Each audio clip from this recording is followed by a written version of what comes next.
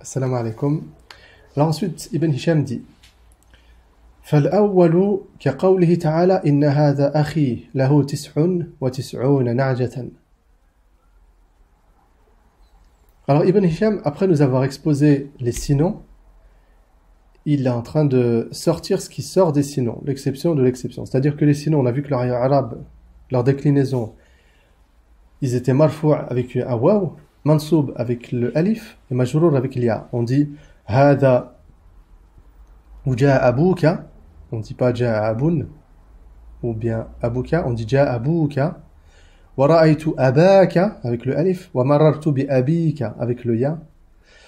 Donc, et là, il expose, alors il avait donné une exception, il avait dit qu'attention, dans les 5 noms, abouk, achouk, hamouk, hanouk, famouk, et d'ici par exemple, ils étaient attachés à un ya, par exemple si on disait ma bouche, mon père, mon frère, alors là, ils ne faisaient pas partie de l'asma ou sita, et leur i'rab, c'est un i'rab muqaddar, c'est-à-dire leur déclinaison, c'est une déclinaison supposée. Alors là, il donne des exemples à ça. Alors ce premier verset, inna hadha akhi lahu 99 na'jatan. Alors le shahid, le témoin ici, c'est ça. Hadha akhi.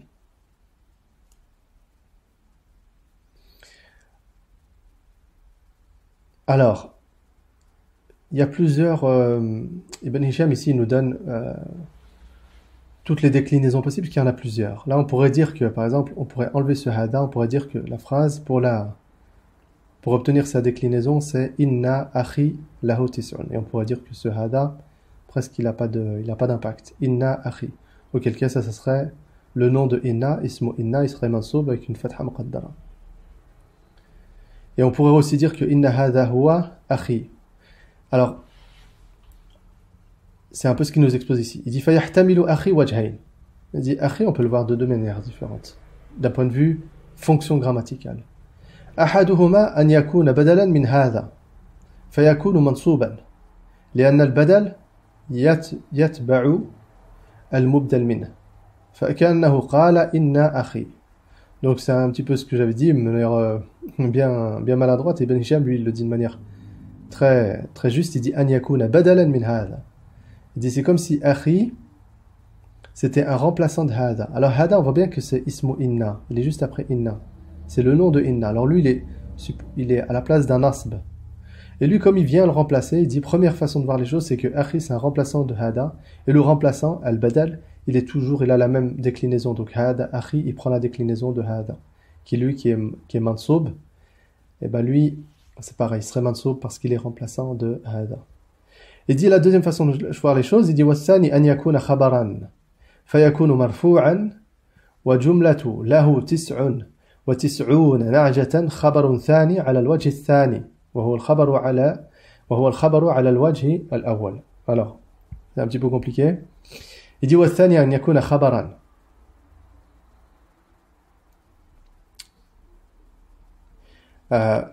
Il dit deuxième façon de voir les choses, c'est que au lieu de dire que akhi c'est le badal, en remplaçant ça, on va dire inna c'est le harf, hada c'est ismu inna, et ça c'est khabaru inna. Khabar de inna. Donc pareil, là il serait marfou' avec une damma muqaddara. Si on dit que lui c'est le khabar de inna. Alors d'un point de vue signification, ça change un petit peu. C'est comme si en français on disait. Donc dans la première interprétation, c'est comme si on disait.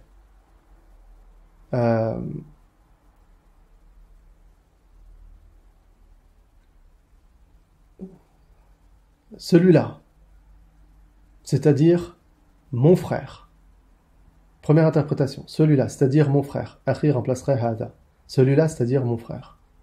Dans la deuxième interprétation, c'est-à-dire dans la deuxième fonction grammatique, dans la deuxième façon de voir la fonction du mot, c'est comme si on disait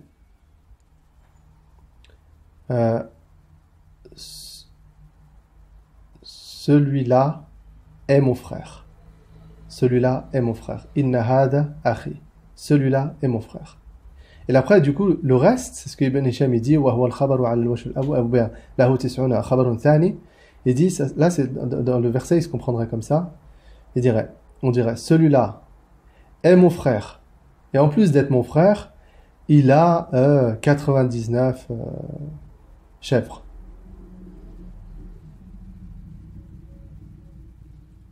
Alors que dans la première interprétation, le verset se comprendrait comme ça. Euh,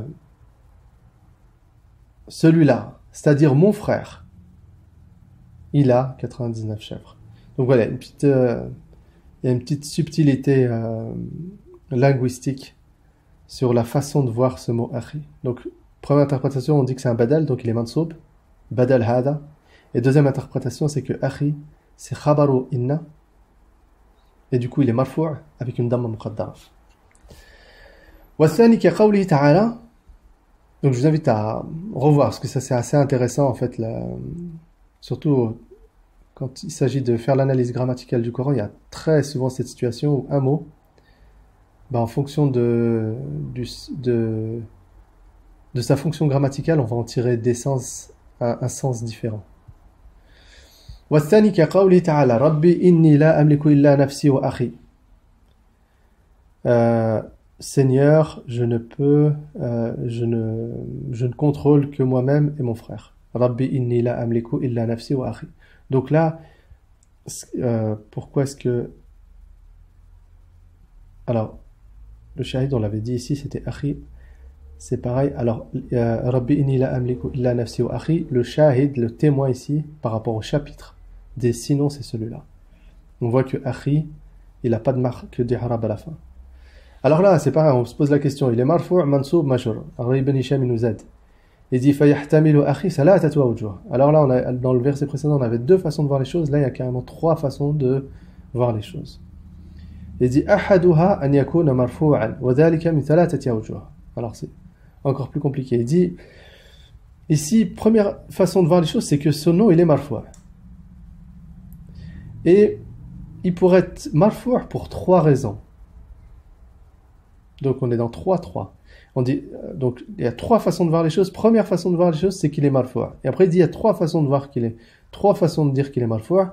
أحدها أن يكون عطفا على الضمير في أملك ذكره الزمخشري. Il dit première raison qu'il soit marfou' ici, ça serait qu'il soit أن يكون عطفا على الضمير في أملك. C'est comme si on disait Rabbi inni la amliku ana wa akhi. Amliku ana. Ici, Rabbi inni la amliku ana. Le damir de amliku c'est ana. Ici supposé. Alors lui, la amliku illa ana. Ana il est marfou'. Parce qu'il est fa'il. Et lui, il est ma'touf. C'est-à-dire il est attiré. Il a la même déclinaison parce qu'il y a le waw que le ana qui est supposé ici. Donc il est marfou' avec ce ana. Alors il dit ça, c'est Zamarshari qui l'a dit. Zamarshari, c'est bon, on l'a déjà vu une fois dans le livre, donc c'est un très grand linguiste. Et il a un livre d'interprétation du Coran qui est vraiment la base pour l'interprétation rhétorique du Coran, sur lequel tout a été déduit. Tous les autres livres, globalement, sont partis de son explication à lui. Mais Ibn Hisham là-dessus, il n'est pas d'accord, il dit wafihi nadar, il dit un doute là-dessus sur le fait que de dire que lui il est marfou' avec ana qui est ici, avec le waw attractif. Le waw il implique que ce qui est à droite du waw et à gauche du waw, ils ont la même déclinaison. Donc il est marfou' parce que le nom qui précéderait le waw, qui est le ana qui serait supposé ici, il est marfou', donc lui il est marfou'. وفيه نظر لأن المضارع المبدوء بالهمزة لا يرفع الاسم الظاهر.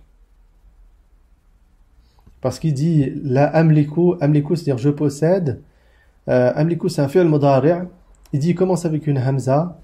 Il dit et tous les mudari' qui commencent avec une hamza, par exemple avec les mots qui commencent avec une hamza, c'est les mots en gros qui sont transitifs. C'est par exemple c'est le fait de faire. Par exemple malaka je possède. Amliku c'est-à-dire je fais posséder. C'est un verbe transitif. Donc là, rafa'u al-ism al-zahir. Tous les mots tous les fi'al mudari' qui sont avec une hamza comme ça, ils ne rendent pas le nom qui suit marfou'. Il dit par exemple,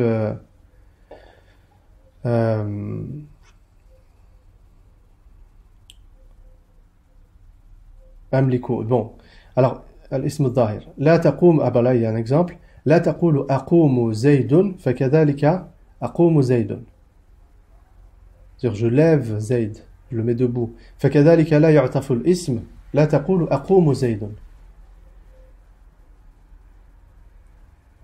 Alors, Ibn Hisham, il dit qu'on ne dit pas ça. Il dit أقوم زيد. Bon, littéralement, ça voudrait dire أقوم زيد. Je lève Zayd. Il dit يقوم زيد ou bien. Bon, Ibn Hisham, il dit que c'est un mauvais usage. Je ne sais pas pour quelle raison. لا تقول أقوم زيد فكذلك لا يعطف الاسم الظاهر على الاسم المرفوع به. Donc Ibn Hisham, globalement, il n'est pas d'accord avec cette première interprétation. Ensuite, il dit فإن قلت وأيضا فكيف يعطف على الضمير المرفوع المتصل ولم يوجد تأكيد كما في قوله تعالى لقد كنتم أنتم وآباؤكم في ضلال مبين.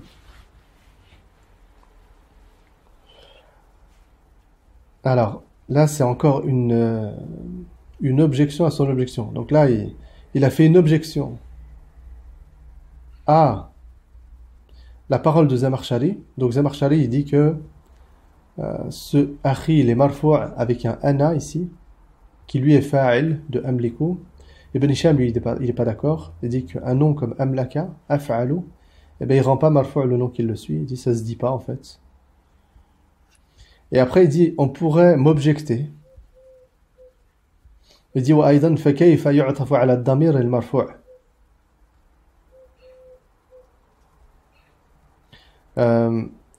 المتصل ولم يوجد تأكيد ولم يوجد تأكيد. Il dit comment il peut être un ضمير متصل على الضمير المرفوع المتصل. Il dit ولم يوجد تأكيد. Il dit en fait Ben Hisham pareil, il accepte pas. Il dit comment est-ce qu'on peut. Il dit il y en a qui pourrait objecter. Il dit deuxième objection. Il dit simplement il pourrait. Comment est-ce que ce nom, en gros, il est ma'touf sur un damir ici.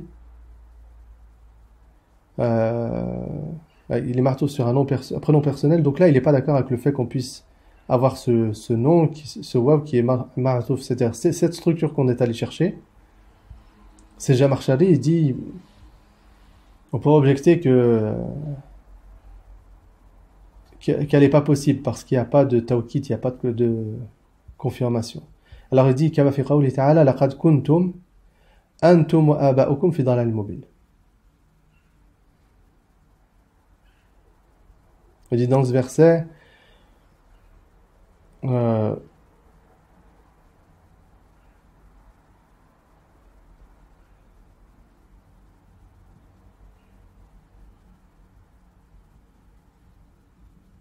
donc là, peut-être qu'on va pas s'étendre sur cette question parce que elle est assez compliquée parce qu'elle fait intervenir une notion sur le tawkid qui sera peut-être traitée plus tard. Donc je laisse cette objection et je vais à la suite. C'est déjà assez compliqué comme ça. Ensuite il dit athani. Donc deuxième raison pour laquelle ce mot il serait marfou'. Donc la première raison on a vu l'explication de Zamarshari. Deuxième raison il dit الثاني أن يكون عطفا على محل إن واسمها والتقدير وأخي كذلك إن واسمها. Il dit أن يكون عطفا على محل إن واسمها. Alors ربي إني لا أملك.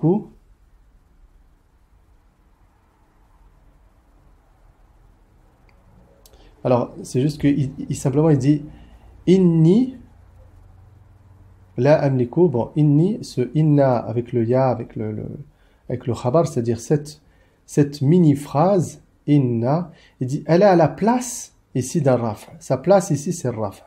Rabbi, Seigneur, inni la amliku, il dit, ça c'est un raf. Et il dit que ce waw, ce qu'il précède, en gros, on pourrait dire que c'est cette partie-là. Inni la amliku illa nafsi wa akhi, qui tout ça, en gros, qui est à la place d'un raf. Et donc lui il serait marfou' parce qu'il serait ma'touf, c'est-à-dire il serait attiré avec le waw à la place de l'intégralité, pas juste un petit damir qui est ici. Donc on dirait que à droite du waw, tout ça, comme c'est à la place d'un raf', alors à gauche du waw, c'est marfu' aussi. أن يكون عطفا على محل إن واسمها والتقدير وأخي كذلك. Ils disent, avec cette deuxième interprétation, la signification serait « et mon frère est ainsi ». C'est comme si dans le verset, ce serait « Seigneur, je ne possède, je ne contrôle que moi-même ». Et mon frère, c'est pareil. C'est-à-dire que lui-même ne contrôle que lui-même. Vous voyez déjà, là, on a un changement de sens avec la deuxième interprétation. La première interprétation, c'est-à-dire que Moïse, il dit « Je ne contrôle que moi-même et mon frère. Je contrôle moi et mon frère. » Et là, dans la deuxième interprétation, la signification, ça serait « Seigneur, je ne contrôle que moi-même. Et mon frère, c'est pareil, il ne contrôle que lui-même. » Vous voyez, il y a un changement dans le sens lié à la façon de voir les choses d'un point de vue grammatical. والفرق بين الوجهين أن المعطوف في الوجه الثاني مفردان على مفردين. ma vidéo. والفرق بين الوجهين أن المعطوف في الوجه الثاني مفردان على مفردين.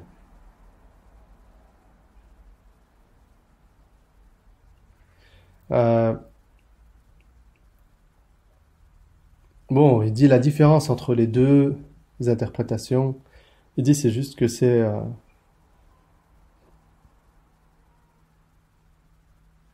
une attraction. L'attraction, c'est ce phénomène-là où on a le waw, on appelle ça attractivité, l'atf. Il dit à droite et à gauche, en gros à droite, ce serait deux noms singuliers, et là sur deux noms singuliers.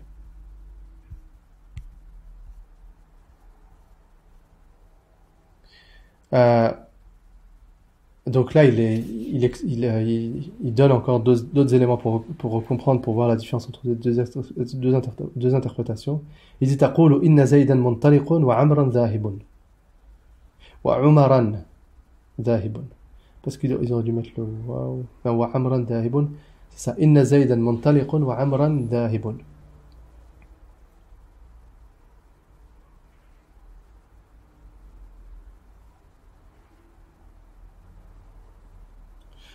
كما تقول إن زيدا منطلق وعمر ذاهب.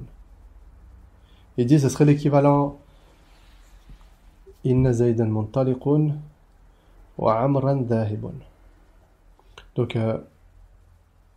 là vous voyez le waw, donc c'est une attraction, c'est assez compliqué à exposer en français, mais juste le waw ici, on voit que c'est l'attraction de amran, on voit avec la fatha ici que les deux, en gros, ils sont sous la joute de inna.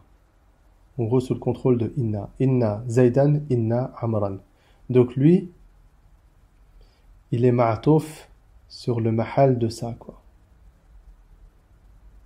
Alors que dans le deuxième exemple, kama taqulu inna Zaydan muntaliqun wa Amrun zahibun.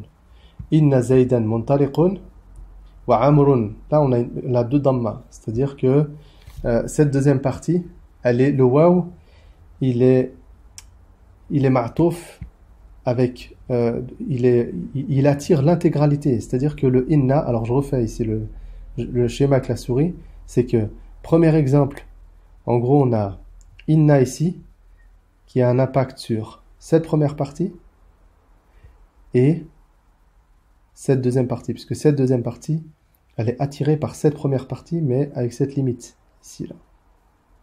Zaydan, parce qu'on a la fatha. Donc, le waw, il sépare juste ça, plus ça. Et le deuxième exemple, inna Zaydan muntaliqun wa amrun, avec la deux damma. Alors, c'est ce waw, en fait, il fait une séparation entre tout le début de la phrase avec le inna. Donc là, ça fait un premier bloc, ici, là. Inna Zaydan muntaliqun. Et amrun dhahibun, c'est un deuxième bloc.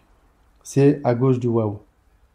Voilà, donc il dit, c'est un peu ce qu'il dit ici, c'est que il dit والفرق بين الوجهين أن المعطوف في الوجه الثاني مفردان على مفردين. Donc là, si on reprend par rapport au verset du Coran, c'est que l'atf, il est un peu différent, c'est-à-dire l'attraction, elle est différente. C'est un peu ce qu'on a exposé avant, c'est que soit on dit que lui, il est remplaçant de l'intégralité avec le inna, et du coup il est marfou'. il est attiré par l'intégralité, toute sa place elle est marfou'a. C'est ça. قلت الفصل في المعطوف. Voilà. Soit il est marfou' pour ça, soit il est marfou' parce que il est juste il est martouf il remplace en gros la partie qui est là. Avec le damir qui est là, qui est supposé.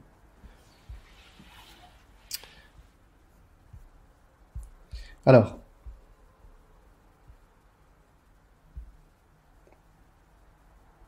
donc dans tous les cas, ce qui est important, c'est que dans ce verset, Inna hada akhi lahu tis'un wa tis'una na'jat, pardon. Et Rabbi inni la amliku illa nafsi wa akhi. Alors, première interprétation, on en est au premier là. Il dit ala thalathati awjuh ahaduha an yakuna marfu'an. Donc là, on a vu plusieurs raisons pour lesquelles il peut être marfu'. Ensuite, il dit wa thani an yakuna mansouban. Alors, inna hada akhi lahu tis'un wa tis'una na'jatan. Rabbi inni la amliku illa nafsi wa akhi. Akhi, on peut dire qu'il est mansoub. Il dit, alors là, il y a deux raisons qui nous pousseraient à dire qu'il est mansoub. Ahaduhuma an yakuna ma'tufan ala ismi inna. Wa thani an yakuna ma'tufan, je lis tout comme ça, je retournerai sur le verset. An yakuna ma'tufan ala ismi inna wa thani an yakuna ma'tufan ala nafsi. Donc là, pareil, on pourrait dire que akhi est mansoub pour deux raisons. Soit il est mansoub parce qu'il est le ism de inna, c'est-à-dire inni, ana, la amliku illa nafsi, tout ça, ça fait partie de inna, là,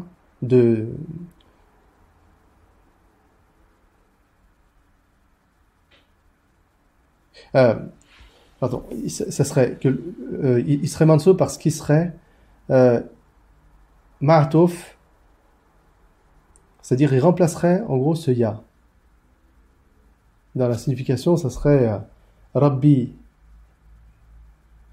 C'est comme si on disait Rabbi, Inna, Ana, wa Akhi.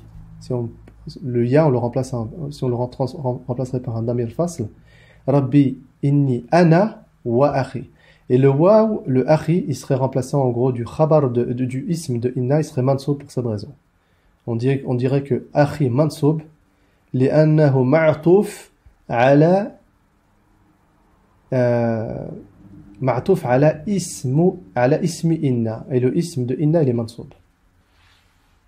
Voilà, j'espère que vous avez compris ça. Difficile de l'expliquer différemment. Il dit والثاني أن يكون معطوفا على نفسي. Là pareil, s'il est معطوف على نفسي, je vais aller trop loin.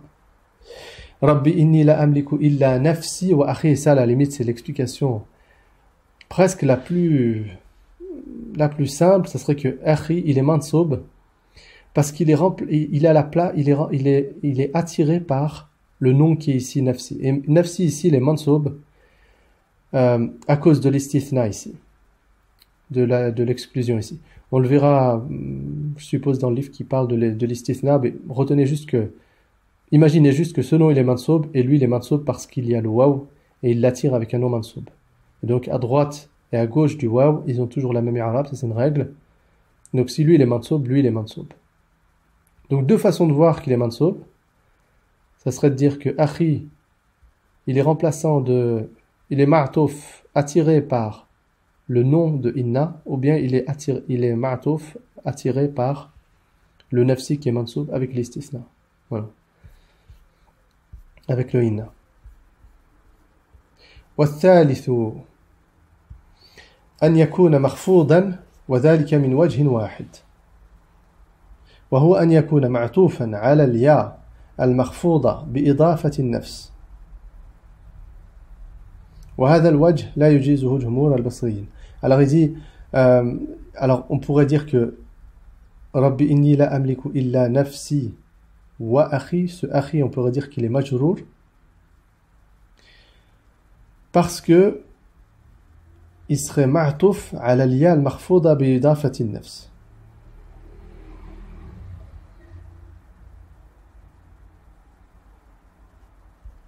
C'est comme si on disait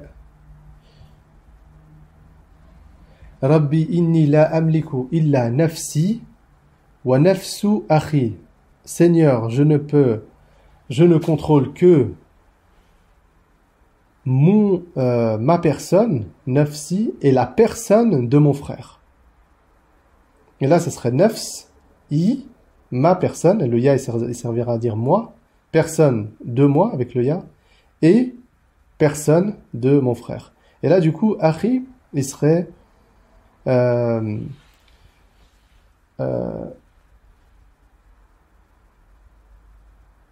il serait mudafun ilayh, nafsu akhi. Mudaf nafs, il serait mudaf, et akhi, il serait mudafun ilayh. Donc là, c'est la seule raison pour laquelle il serait majrour. Mais par contre, Ibn Hisham, il dit, attention, وهذا الوجه لا يجيزه جمهور البصريين, c'est-à-dire les grammairiens de Basra, de l'école de Basra, ils ne l'autorisent pas. Il dit parce que لأن فيه العطف على الضمير المخفوض من غير إعادة الخافض. لأن فيه العطف على الضمير المخفوض من غير إعادة الخافض. Donc il dit parce que en gros les Basriyin, l'école de Basra, ils n'autorisent pas que pardon, c'est pas l'idafa. Moi j'ai dit l'idafa, mais c'est le khafd. En fait, le waw, en gros, à droite et à gauche du waw, ça serait l'ya. Comme lui, il est majrour. Le ya, parce qu'il est mudafun ilay. Le ya est majrour. Alors, akhi, il est majrour aussi. Ils disent ça, le Basriyin, ils l'autorisent pas. Ils disent parce que c'est la répétition d'un pronom personnel majrour sans la répétition de celui qui le rend majrour. C'est-à-dire, les Basriyin, ils disent non, on peut pas dire dans la langue arabe illa nafsi wa nafs akhi sans répéter le mot nafs. Ils disent dans la langue arabe, en gros, la seule chose qu'on aurait le droit de dire, ce serait illa nafsi wa nafs akhi. Illa nafsi wa nafs akhi. Il dit, il faudrait qu'on répète le mot qui rend majrour pour qu'il y ait l'atf ici.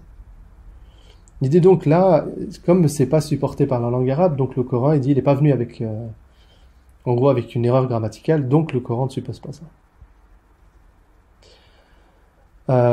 Voilà pour l'explication de ces deux versets du Coran, et qui nous ont donné un bon exemple des asma al-sitta de akhi, justement, qui échappe à ce caractère exclusif et qui est majrour et qui est mu'arab avec une déclinaison muqaddara. Il est mu'arab bi harakatin muqaddara. Assalamu alaikum.